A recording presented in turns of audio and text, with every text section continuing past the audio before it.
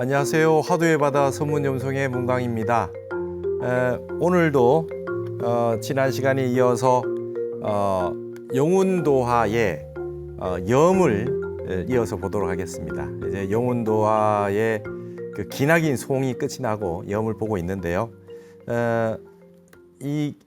그만큼 이제 여러분들은 이제 영운도화 하면 저랑 같이 쭉 공부해 오신 분들은 뭐 완전히 이제 이 화두에 대해 가지고는 아주 그냥 그 달인이 되어 있을 거라고 생각이 듭니다. 그러나 이 공안 쉽지 않아요. 이렇게 많은 송과 염을 읽어도 그 반복해서 보더라도 참선에서 한번 터져야 됩니다. 선정산매에 들어서 화두가 박살이 나야 이 공안들이 활짝 열리는 것이다. 그러나 그 왜 이렇게 보고 있느냐? 우리가 조금 생각으로 알았다, 사량복탁으로 알았다라고 하는 그런 게 있다면 이런 개송들을 딱 역대 조사 스님들의 개송을 보면 그리고 염을 보면 모르는 게 나오면 확실히 깨친 게 아니거든요. 스스로 점검이 가능해요. 내가 분명히 알았다고 생각하는데 근데 왜 이게 모르겠지? 한번 터져서 알면 여기 나오는 염과 송은 다 알게 됩니다. 뭐 어려운 게 없이 다 하나도 빠짐없이 다 알게 돼요. 근데 어떤 거는 좀 알겠고 어떤 건 무슨 소리 하는지 모르겠고 이렇게 되면은 아직까지 내가 모르는 겁니다. 그러니까 생각으로 뭐 한 부분을 조금 이렇다고 생각해서 아는 거거든요. 그래서 이렇게 염송이 많이 붙어 있는 거예요. 이 내용들이 한 꿰챙이에 꿰듯이 싹 다 알아져야 됩니다.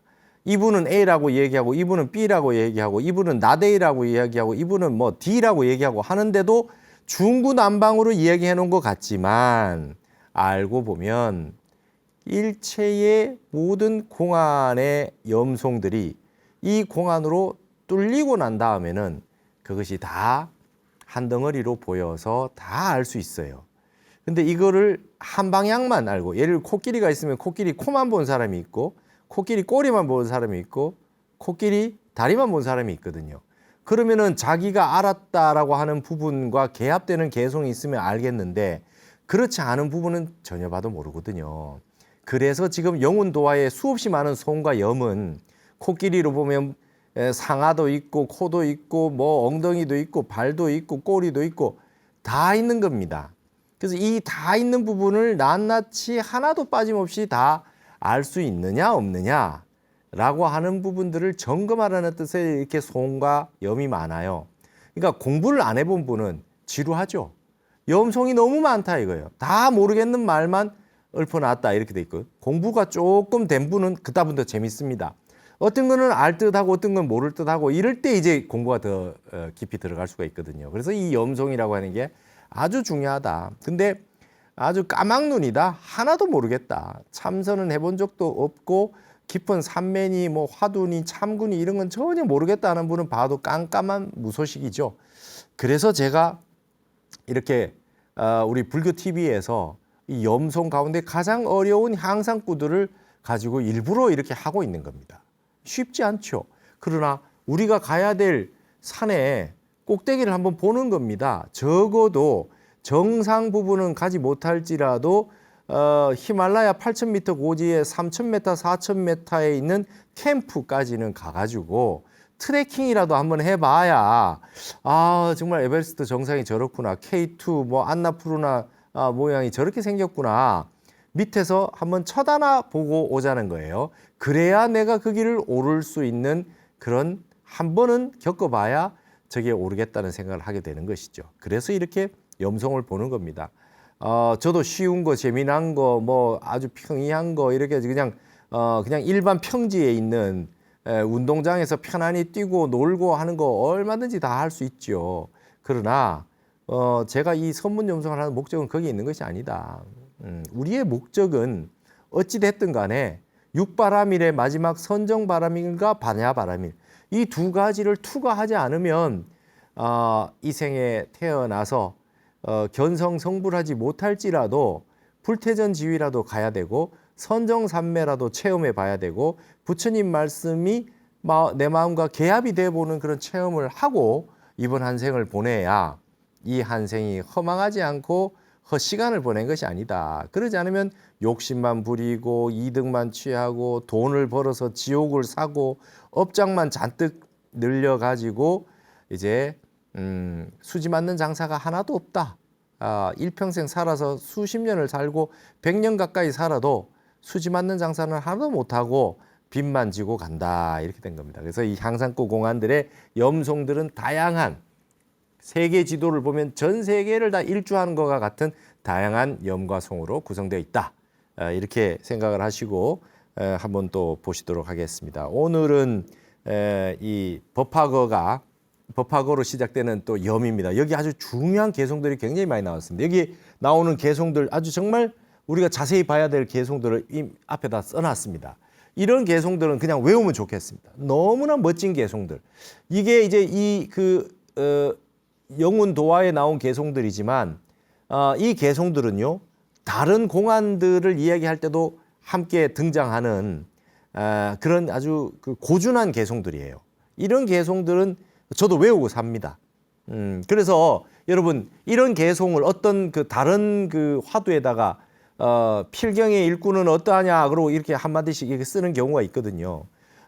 내가 짓지 않아도 역대 고승들의 선사 스님들이 쓴 개송을 가져다 쓰는 것이 나쁘지 않아요. 왜냐하면 이게 어렵거든요.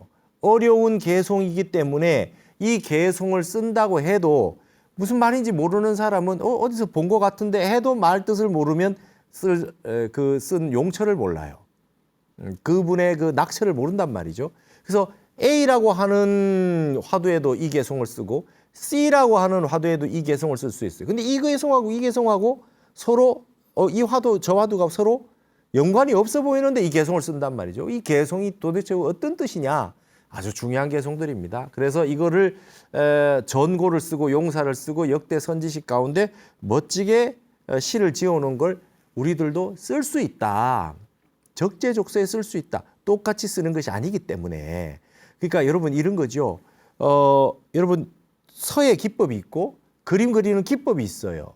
근데 똑같이 그래서 뺏겨서 그리는 게 아니라 이 기법을 익혀서 다른 데 가서 그 기법으로 다르게 그릴 수가 있거든요.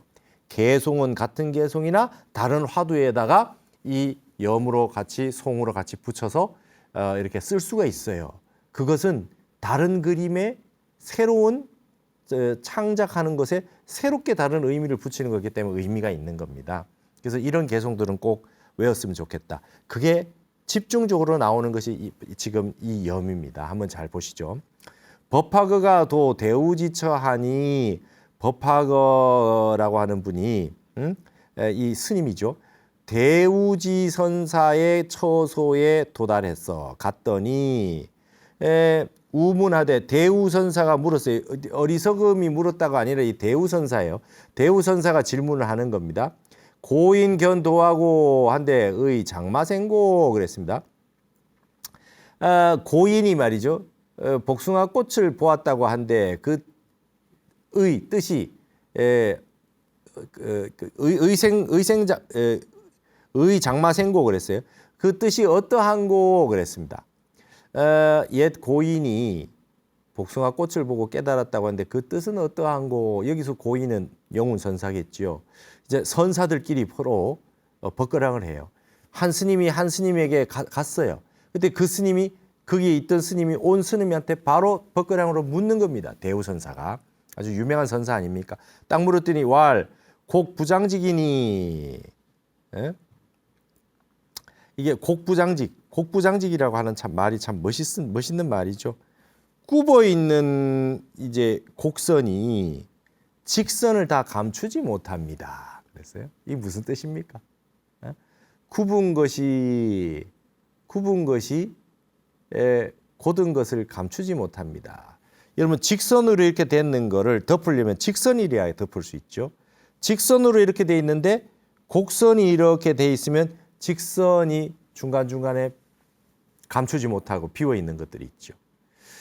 복숭아 꽃을 보고 깨달았다라고 했는데 그 뜻이 어떠하냐 그랬더니 굽은 것은 곧은 것을 감추지 못합니다. 아주 멋진 답을 한 것 같아요. 그랬더니 나는 차종이언이와 자는 장마생고 그랬어요. 다시 물었어요. 대우선사가 그 딱 물었어요. 그러면 나는 이게 지금 나하고 그 자라고 하는 거는 지금 중국에도 쓰죠. 네이거, 나거, 저거, 저이거 이렇게 씁니다. 그것은 대세 뜻이죠. 그것은 차종이거니와 차치하거니와 우리가 이제 차치하거니와 하는 말을 쓰죠. 차종하거니와 그거는 내버려 두고 그건 차치하고 이건 차종이라 썼어요. 그것은 차치해 놓고 이것은 장마생고 어떠한고. 자, 그것은 그렇다 하고 이것은 어떠한가. 갑자기 그것은 그만두고 이것은 어떠한가 이랬어요. 응? 이게 지금 이게 무슨 뜻입니까? 그러니까 지금 그것이라고 하는 거는 대우선사가 지금 법화거 선사가 왔을 때 영운 선사의 복숭아꽃을 보고 깨달은 내용에 대해서 질문했단 말이죠. 그게 한마디 턱 했단 말이죠. 그랬더니 그것은 그만두고 지금 우리가 문답했던 요 앞에 영운 도와가지고 문답했던 건 그만두고 지금 이것은 어떠하냐 이랬어요. 이것은 어떠하냐. 자, 지금 이것은 어떠하냐. 지금 나는 어떠하냐 이거예요. 질문하는 대우선사가. 자, 영운 선사 가지고 깨달음 가지고 문답을 했는데 그건 그만두고 자, 지금 우리가 지금 문답하고 있는 내가 지금 묻고 있는 이거는 어떠하냐? 딱 이렇게 질문했어요. 아주 그냥 의미심장해요. 그랬더니 뭐라고 대답했느냐면 대가의 습득금하니 살인이 쟁득질이요 그랬어요. 아, 여기도 멋있는 답을 했어요. 대가의 큰 거리에서 습득금하니 금을 주우니 여러분 큰 거리가 있어요. 지금 한 사거리 정도 되는데 있다고 생각해 봅시다. 큰 사거리가 있다고 생각합시다. 큰 사거리가 있다고 생각해요. 거기에서 금을 주었어요. 금을 주었는데 살인이 내 방향에 있는 모든 이웃이죠. 그러니까 사방에 있는 모든 사람들이 쟁득질이요 어찌알리요 이랬어요.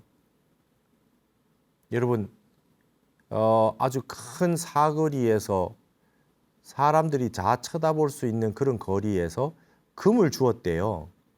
근데 사방에 있는 이웃이 어찌 알 수 있으리요 그랬어요. 여러분 기억나십니까? 백염적 기억나십니까? 백주대낮에 물건을 훔치는 도적. 그걸 뭐래요? 작가라 그래요. 그게 진짜 선지식이래요. 백주대낮에 물건을 훔쳐갔는데도 사람들은 눈을 멀겋게 뜨고도 그걸 몰라요. 도둑질 당했는지 몰라요. 그러니까 무슨 뜻이냐? 선승의 이와 같은 한마디. 그것은 그만두고라도 지금 이것은 어떠냐? 딱 이렇게 딱 한마디 했을 때 질문을 던졌을 때 일반 사람들은 그게 뭔 뜻이지? 이러고 있을 거 아닙니까? 영운 선사가 옛 고인이 복숭아 꽃을 봤다고 하는데 그 뜻이 어떠냐? 그랬더니 굽은 것은 고든 것을 감추지 못하지요. 딱 이래요. 그랬더니 딱 하는 말이 질문이 그것은 그만두고 자 그럼 이것은 어떠냐? 딱 이랬어요. 이게 뭔 말인가? 그것은 그만두고 이것은 어떠냐? 그러면 멍하니 그냥 무슨 소리인지 모를 거 아닙니까? 근데 바로 답이 딱 나왔어요. 법화거 선사는 뭐라고 했습니까? 큰 거리에서 금을 주우니 사방에 있는 모든 사람들이 그걸 어찌 알리요 이랬어요. 그러니까 지금 서로가 도적과 도적이 서로 물건을 훔치고 막 뺏고 하는데 사람들이 그걸 모르고 있는 거예요. 마치 소매치기가 막 물건을 훔쳐도 모르듯이 말이죠. 이 법이라고 하는 위대한 법을 쓰니까 그 은밀한 뜻, 그 숨어 있는 깊은 뜻을 쓰고 있으니 일반인들이 알 수가 없다 말이죠. 사방에 있는 사람들이 알 수가 없다. 딱 이렇게 나오는 거죠. 이 정도 되면 참 벗거령 할 만합니다. 그랬더니 다시 말이죠. 다시 대우선사 물었어요. 상자 환지마한데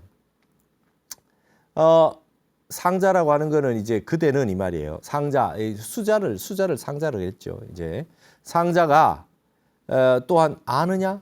그대는 아느냐 그러면 사방에 있는 사람들은 다 모릅니다.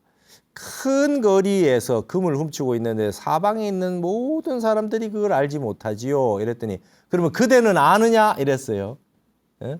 사방에 있는 사람 말하지 말고 니는 아느냐? 이 말이에요. 그랬더니 딱 한마디 합니다. 아, 여기에 이 멋진 시를 개성으로 읊죠. 노봉 검객 수정검이요 불시신 불언시입니다. 아, 여러분 이거 좀 외웁시다. 이런 구절 한마디 외워가지고 딱 간직하고 있으면 참 진짜 멋있는 말 아니에요. 아, 멋있습니다. 노봉 검객 수정검이요. 길거리에서 검객을 만났어요. 길거리에서 검객을 만나면 숫자는 모름지기 숫자, 바칠 정자, 모름지기 검을 바치리요. 길거리에서 검객을 만나면 그 사람에게 검을 바쳐야 되고, 길거리에서 내가 칼을 가지고 있어요. 칼을 가지고 있는데 길거리에서 딱 보니까 검객이에요. 진정한 검객이에요. 그 검객을 딱 만나니까 바로 그냥 검을 그 사람에게 딱 바친다 이거죠. 불시시인 불언시인이다. 불시시인, 시인이 아닌 사람에게는 시를 바치지 않습니다. 검객을 만나면 검객에게 검을 바치고 시인이 아니라면 시를 바치지 않습니다. 이렇게 얘기했어요. 야, 참 여러분 어떻습니까? 너는 아느냐? 그대는 아느냐? 네가 나를 알아보겠느냐 이 말이죠. 그죠? 대우선사가 법화선사에게 그랬어요. 네가 나를 알아보겠느냐?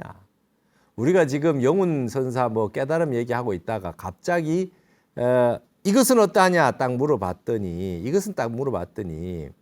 아주 그냥 큰 거리에서 금을 주었는데 아무도 모르죠. 그럼 너는 아느냐 이렇게 얘기했어요. 너는 나를 알겠느냐? 어? 너는 나를 알겠느냐? 이 법 쓰는 법을 알겠느냐 이랬더니 길거리에서 검객을 만나면 검을 바쳐야 되고 시인이 아니라면 시를 바칠 수 없지요. 이렇게 얘기했어요. 이게 뭡니까? 지음자끼리 서로 주고받는 말입니다.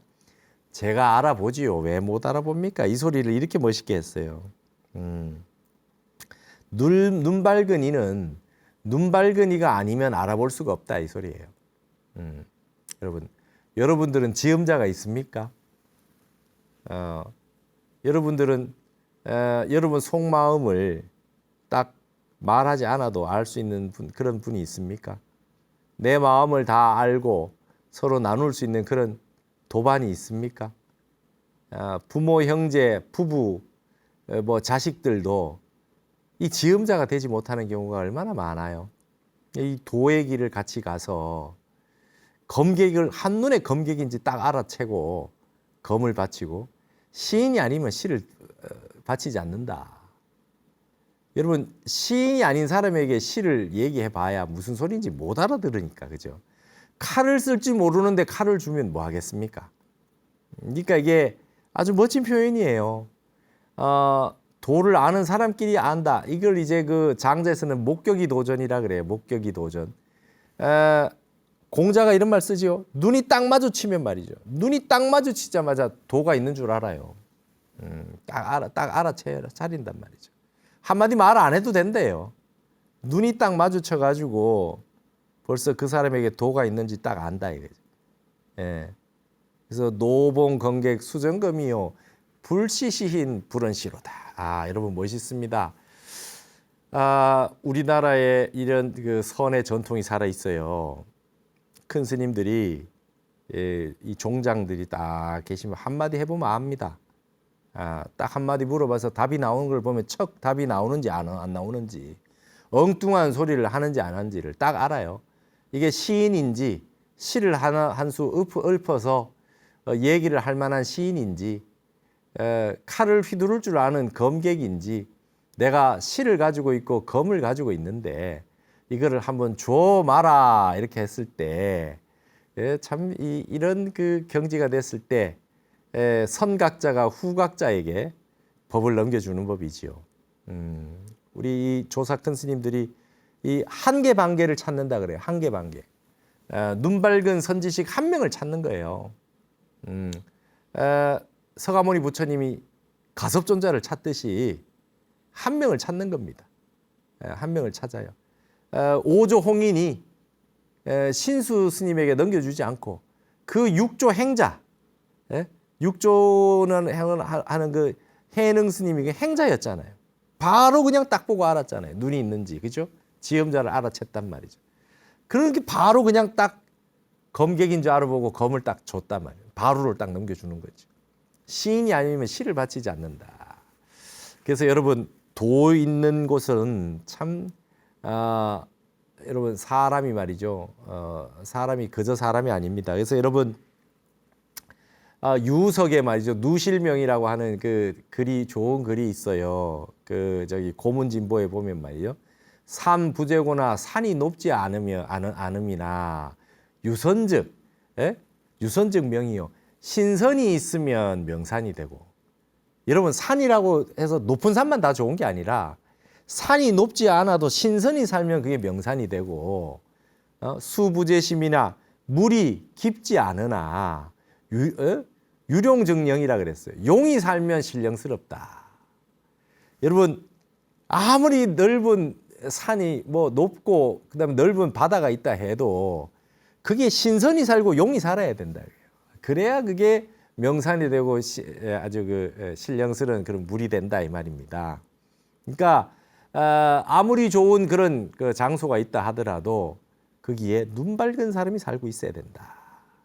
우리 천년고찰에 눈 밝은 선지식들이 가득 있었던 그런 때가 있었어요. 그래서 지금 우리 한국 불교의 가장 큰 지금 과제 상황은 산마다 눈 밝은 선지식이 한 분씩 주석할 수 있도록 그런 인재를 길러내야 된다. 어떻게? 선원과 여러 도량에서 진정한 공부를 시켜가지고 이 인재를 길러내야 된다. 저는 조금 그렇게 생각을 합니다. 물론 사람이 많으면 그중에 인재가 나겠죠. 지금 중국에 수없이 많은 사람들이 출가를 해가지고 스님들이 얼마나 많아졌는지 몰라요. 양적으로 엄청나게 많아졌어요. 그렇게 많아져서 교육을 시키면 그 가운데 전생인연으로 인해 가지고 이 생에 또다시 선지식이 와서 도인들이 나겠지요. 그러나 숫자만 많다고 해가지고 되는 것은 아니다. 산이 높지 않아도 신선이 살아야 명산이 되는 거예요. 땅이 넓지 않아도 거기에 인물이 있으면 그 나라가 세계를 주름 잡을 수 있어요. 여러분 그 몽골하고 하는 나라가 지금 조그맣지만 그 징기스칸이라고 하는 인물이 나와가지고 그냥 세계를 평정하듯이 이게 말이죠. 인재 양성이 이렇게 중요한 거예요. 그래서 이 수행하는 가풍을 그대로 살려서 남기는 것이 굉장히 중요합니다. 이 가나선에 앞으로 명상시대가 일어났는데 한국의 가나선은 어떻게 유지가 돼서 어떻게 앞으로 도인을 배출해내느냐 이게 이제 핵심이 달려있다고 봐야 되죠. 이게 이제 길 가는 검객이 있느냐 칼을 받을 수 있는 검객이 있느냐 시를 볼 줄 아는 진정한 시인이 있느냐 시를 바쳐도 시를 받을 수 있는 그런 시인이 있느냐 뭔 소리인지 모르고 그냥 칼을 줘도 그냥 망나니처럼 칼을 휘두르고 시를 읊어도 뭔 소리인지 하나도 못 알아듣고 뭐 한문 개송을 읊어도 뭔 소리인지 하나도 모르고 조사 어록에 나온 말들을 봐도 이런 거 말고 좀 쉬운 거 없습니까? 뭐 그 한문은 왜 보고 있습니까? 뭐 이러고 있으면 한국 불교 장래가 없어요. 아주 단언합니다. 이게 말이죠. 이 깊은 세계는 깊은 세계에서 만나는 그 랑데뷰가 있어요. 도인과 도인의 만남이 있단 말이죠. 그것이 그것이 없으면 산이 비고 물이 비는 겁니다. 그러니까 이 한 가닥 우리가 앞에 봤잖아요. 청원 행사 스님이 말이죠. 석두라고 하는 석두이천이라고 하는 한 명의 제자를 키웠어요. 그러면서 하는 말이 있어요. 그 많이 필요 없다. 많이 필요 없다. 기린 한 명이면 기린 하나면 족하다. 그 동물 그 뭐 곤충 뭐 이렇게 다 기르는 거 소용없다. 기린 하나가 나와야 법이 산다. 거기서 이제 선종 5가 중에 3개가 나왔습니다. 3종 종파가 나왔단 말이죠. 이 세상은 모두 평등한 세상이에요. 불성을 가지지 않은 사람이 없어요. 그러나 그 불성을 본각의 불성은 깨달아서 시각으로 해서 열애가 출현한 그런 인물이 나와야 법이 살고 이 불법이 유지가 되고 다시 불교가 살아난다 이렇게 생각합니다. 그래서 정말 이 앞으로 한국 불교의 미래는 어떠한 길이 나가 어떤 눈밝은 선지식이 나와주느냐 그것이 가장 중요한 일이다. 이렇게 생각을 합니다. 여러분 이 개송 아주 멋있습니다. 너는 아느냐 그랬더니 다 이렇게 한마디 해요. 내가 헛군데 칼을 바치거나 헛군데 실을 바치는 사람이 아닙니다 이러거든요. 그랬더니 탁 뭐라 하냐 운 대우선사 운 작가 시계기로다 작가 시계기로다. 야 인정해 주는 거예요. 네가 작가다 이 말이에요. 네가 작가요 시인이다. 네가 지금 시를 무슨 말인지 알아먹는 사람이구나. 서로 상통이 되는구나. 말을 알아먹는구나. 작가 시계기로다 이랬어요. 아주 멋있어요. 딱 이제 처음에 이제 딱 한번 통과했어요. 그러면서 다시 또 한마디 합니다. 일조 홍선 양인견이로다 그랬어요. 그러면서 한 가닥에 붉은 선을 두 사람이 끕니다 이랬어요. 그러니까 이거는 지금 왈은 그 뒤에 이 법화선사예요.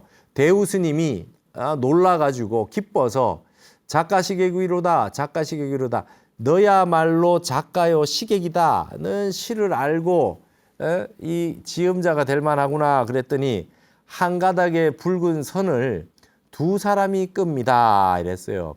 일심이문이라 그러죠. 여러분 세상의 모든 것을 음양으로 나눠져 있어요. 진여문과 생멸문으로 나눠져 있어요. 세상의 모든 것은 두 가지로 구성되어 있습니다.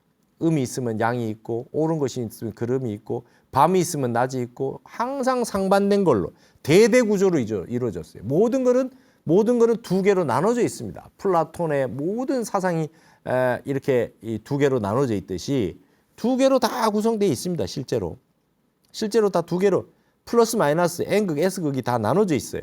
근데 이거 뭐라 그래요? 한 가닥 붉은 실이 이 한 가닥 붉은 선을 두 사람이 끕니다 그래요. 이 두 개가 둘이 아니라는 거예요. 이 양이라고 하는 음양을 태극이 돼서 끌고 있다는 거예요. 이 무슨 말입니까? 작가 시계기로다 그러니까 스님이나 저나 두 사람이 하나의 붉은 끈을 실을 끌고 있지요 그랬거든요. 그러니까 상통된다는 뜻을 이와 같이 얘기했어요. 대우선사는 작가 시계기로다 했고 그다음에 법화선사는 한 가닥의 붉은 실을 두 사람이 끌고 있습니다. 여러분 이 말도 멋있는 거 아닙니까? 서로 두 사람이 다른 사람인데 마음이 같다 이 말이에요. 마음이 같다. 한 곳을 향해 보고 한 곳을 같이 가고 있습니다. 이런 표현을 이렇게 했어요. 그랬더니 대우선사가 이제 물어요. 더 깊이 있는 질문을 던지겠죠. 현사도 제당 심제당이라 하니 현사선사가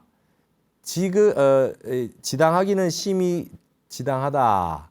그러나 간보노용 유미철이다. 이런 말을 썼잖아요. 그러나 아직까지 철저하지 못함을 가지고 있다라고 하는데 우장마생고 이 뜻은 어떻게 보느냐. 이 공안의 핵심되는 향상구가 되는 이 구조를 곧장 이제 물었습니다. 네가 말을 알아. 네가 작가 시계구나. 네가 지금 말을 좀 알아듣는구나. 좋다. 그러면 여기에 대해서 한마디 해봐라. 제당은 심정의당이나 간보노용 유미철이라 했던 현사사비선사의 영운선사의 깨달음에 대해서 옳기는 심히 옳으나 아직까지 확철하지 않음을 가지고 있다라고에 대해서 너 한마디 해봐라 이랬어요. 그랬더니 법화선사가 어떻게 대답하느냐. 그 다음 또 써놨습니다.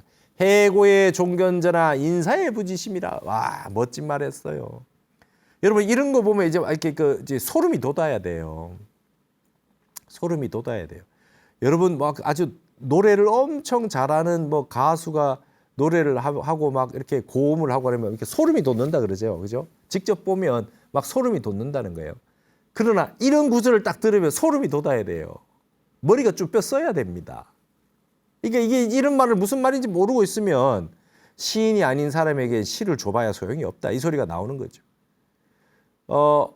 현사사비선사 간보노용 유미철이다. 이 구절, 이 한마디를 네 한마디 해봐라. 그랬더니 해고의 종견전하 인사의 부지심입니다. 바다가 말라서 밑바닥을 볼 수는 있을지언정 사람은 죽어도 그 마음은 보지 못합니다. 이렇게 대답했어요.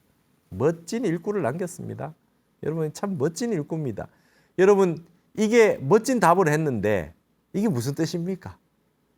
바다가 말라서 밑바닥은 볼 수 있을지언정 사람은 죽어도 그 마음은 알지 못합니다. 이렇게 대답했어요. 아, 보통 안목이 아니에요. 멋진 대답을 했어요. 그랬더니 운 각시로다. 아, 도리 옳다. 그냥 한마디. 그냥 길게 말 안 해요. 그냥 각시라. 옳을 시자.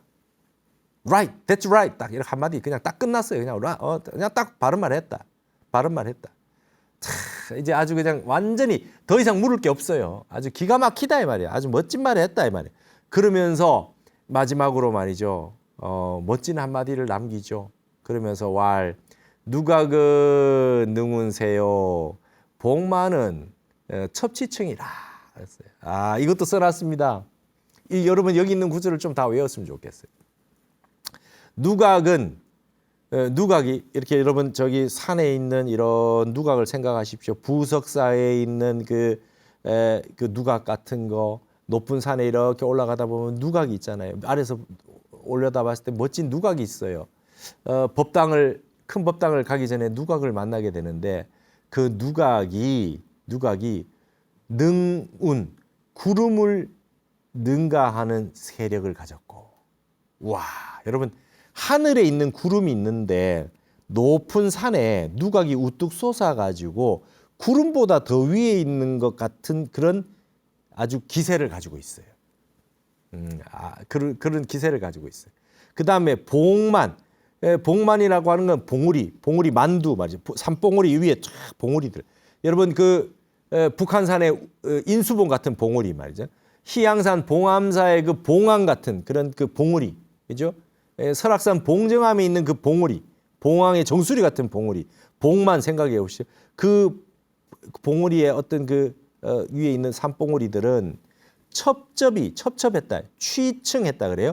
비취색, 그 비취색 층층이로 겹겹이 겹쳤다.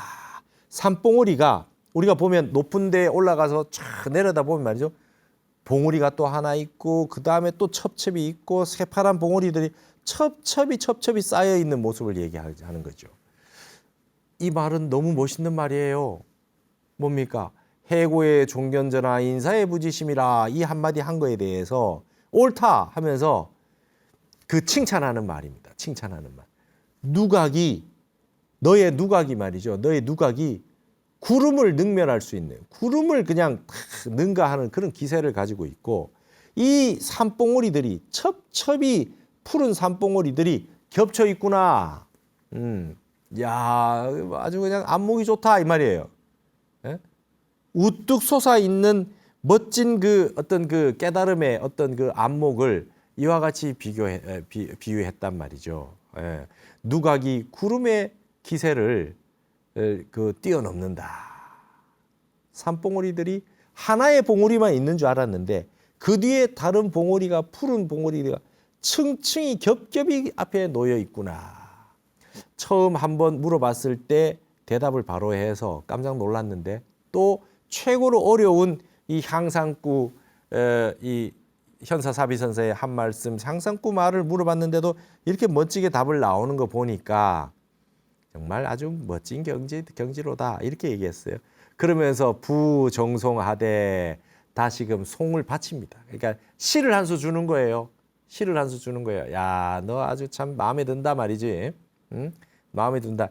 작가 시객이다 이렇게 했다가 그 다음에 이 향상구에 대한 질문을 답을 척 하니까 그대의 누각은 구름을 아주 능가하는 기세를 가졌다. 산봉우리가 하나만 있는 게 아니라 첩첩이 푸른 층층이 그런 멋진 산봉우리들이 겹쳐가지고 가지고 있구나. 그래서 내가 시를 한 수 지어주마 하고 한마디 해요. 뭐라냐.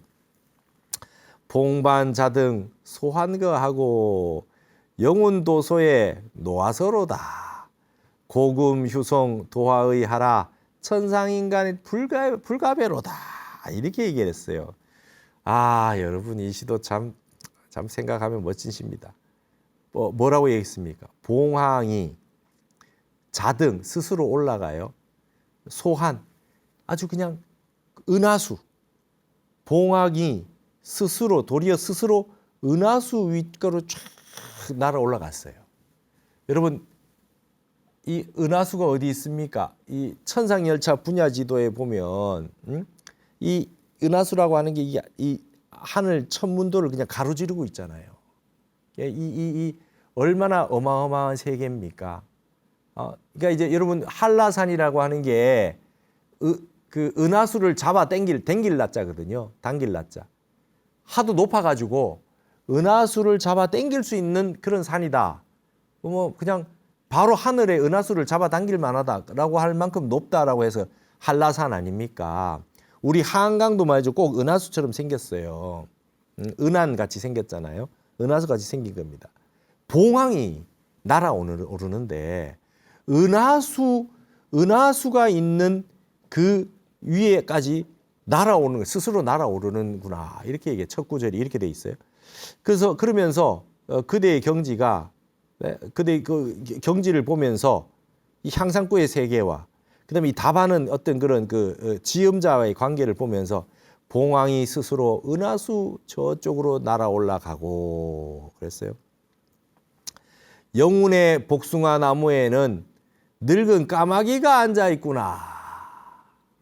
영운도화라고 하는 그 영운선사의 복숭아 나무에 늙은 까마귀가 앉아서 있다 말이죠. 그러니까 이제 영운도화라고 하는 거의 이 개송에 이 화두에 낙처들을 다 알아가지고 이 까마귀가 이렇게 다 앉아 있다 이 말이죠. 이게 어떤 세계입니까? 이게 노화서다. 늙은 까마귀가 깃들어져 있구나 이랬어요.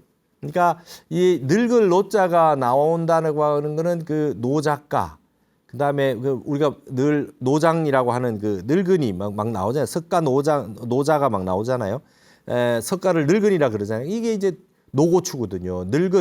늙었지만 안목이 그대로 살아 있는 노고추단 말이죠. 이게 송곳이 아무리 송곳이 여러분 앞에 녹슬었다 해도 이게 옷을 뚫고 나온다 이 말이죠. 그걸 노고추라 그래요. 노고추라 그래요. 그렇듯이 이 늙은 까마귀가 앉았구나.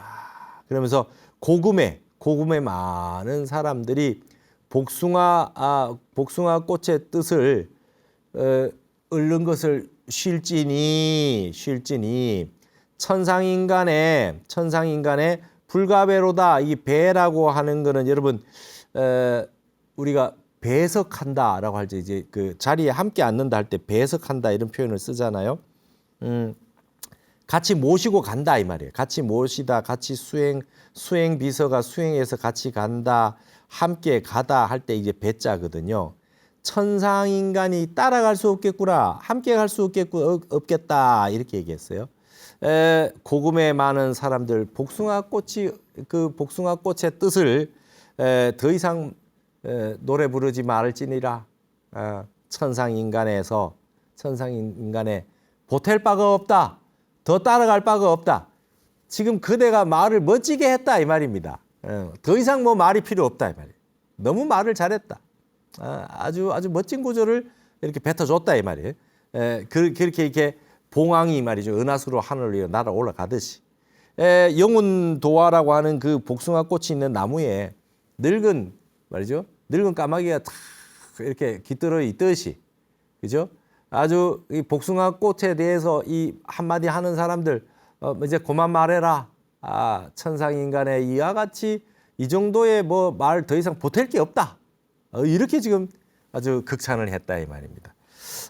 어떻습니까, 여러분? 참 멋있는 그 염이 아닐 수가 없어요. 오늘은 이 염을 가지고 좀 길게 봤는데 이 염이라고 하는 것이 이렇게 이제 멋있는 그런 그 상황을 보여줬죠. 자, 그러면 한 가지만 더 볼까요? 장노색이 상당훈하되 지제야 아주 지극하구나. 학도시 영운이라 도를 배우는 이가 영운이니라. 불력 연하 30춘하고 불력이라고 하는 거는 그 겪지 아니하고 이 말이죠.